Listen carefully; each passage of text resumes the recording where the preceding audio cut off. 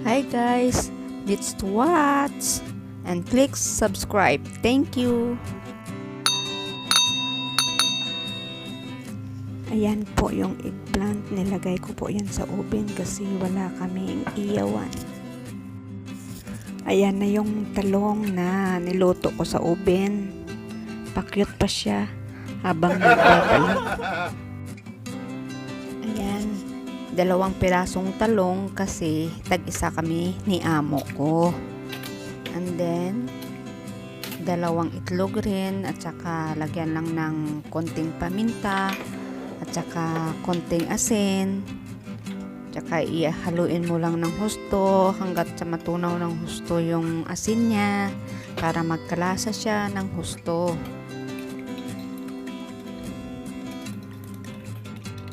Ayan, pinakain ng Lutong Pinas yung amo, tortang talong. O diba? Ayan na siya, ilipiprito ko siya sa konting mantika lang kasi ginamitan ko siya ng non-stick na kawali, kaya kahit konting mantika lang okay na.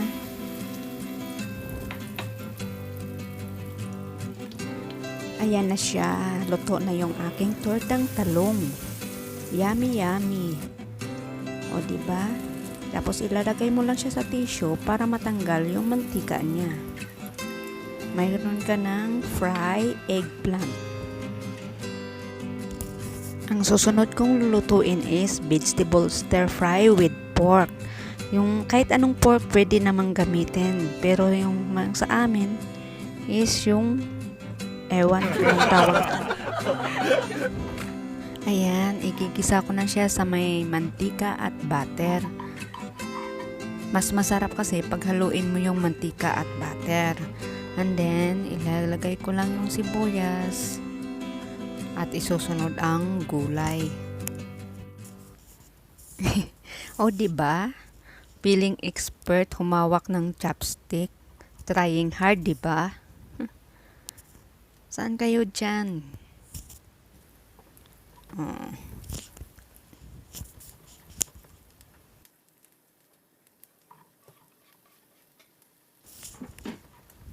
Ayan, nilagay ko na yung gulay at saka takpan lang saglit para maluto siya agad.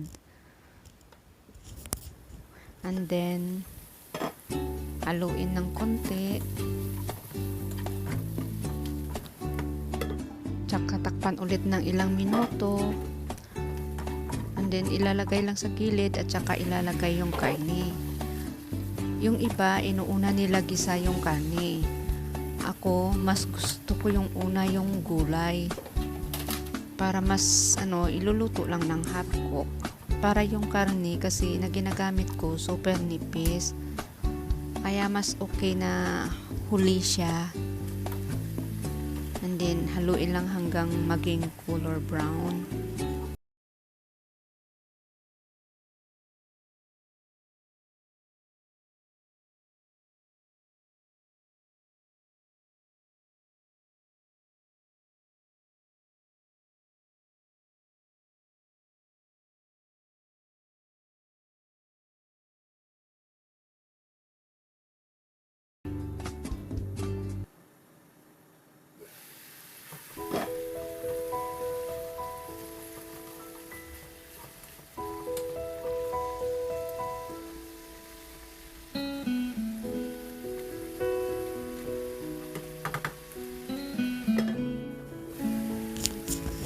Ayan guys, pasensyahan nyo na yung video ko kasi wala akong cameraman, sarili-sarili lang.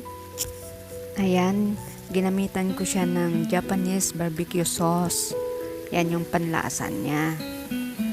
Kasi pwede naman gamitin kung anong available sa bahay natin. And then soy sauce. Kasi minsan kung wala kang magamit, kung anong available sa bahay mo, kung anong available sa ref ng amo, yun lang ang gagamitin. And then kunting tubig para maluto ng husto. Tsaka takpan lang.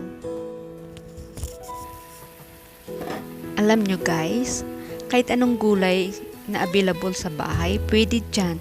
Pwedeng sitaw or kahit anong, basta may gulay. Ayan po. Done na po.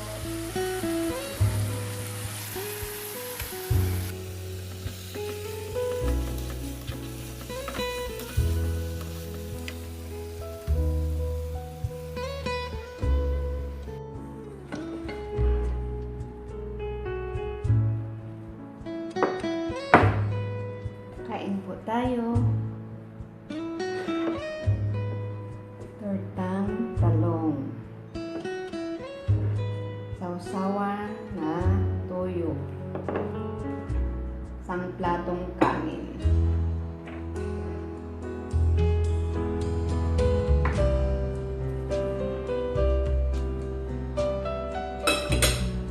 Ayan po. Tanggalin yung mantika.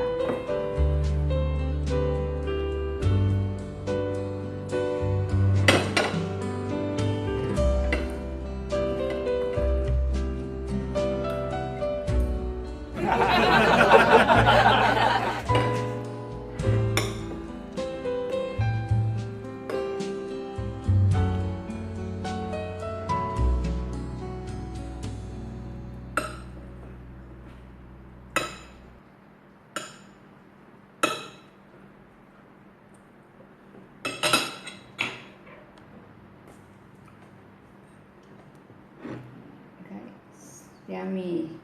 Yung niluto ko kaninang stir fry na pork.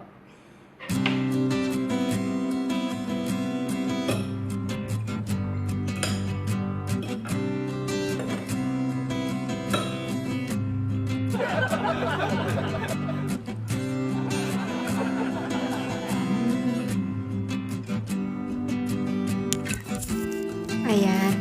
Ang susunod ko namang lulutuin is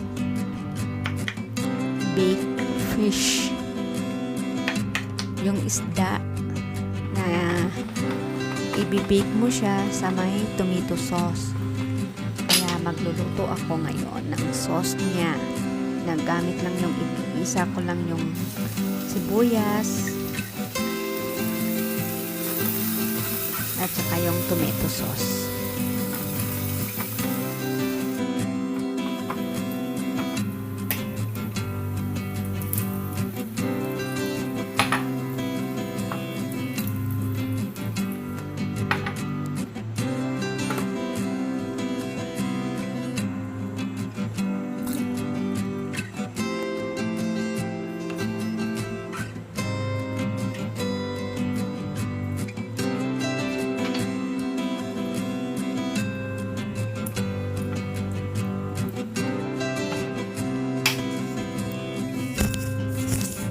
Ayan guys, yung isda pala, hinugasan ko sa asin at lemon para matanggal yung amoy.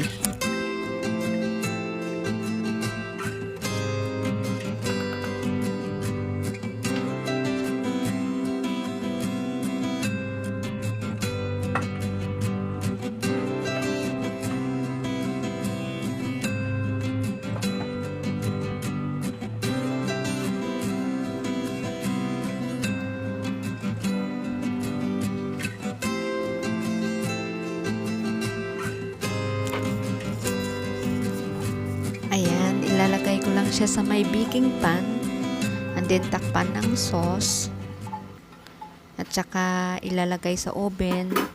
Bali, i-ano mo lang siya, i-bake mo lang ng 40 to 45 minutes sa 180 degrees. Okay na siya nun. Or kung gusto mo, mahaba-habain mo 50 minutes para sigurado kang lutong-luto yung isda. Ayan. Thank you guys for watching. Don't forget to click subscribe and notification bell. Don't forget to click all. Thank you, thank you. Ayan na, tapos na siya. Tingnan mo, kumukulo-kulo pa siya. Mukhang masarap na siya. Thank you for watching.